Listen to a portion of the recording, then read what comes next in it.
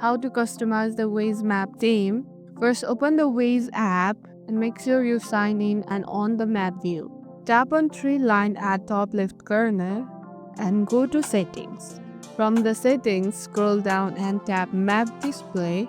This is where you can personalize how your Waze map looks.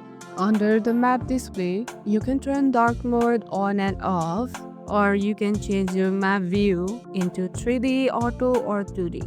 You can enable disable auto zoom, or you can choose type in map editor or default, or you can choose car icon. It will automatically save, and once you have chosen the theme you like, simply go back and Waze automatically save your new map look.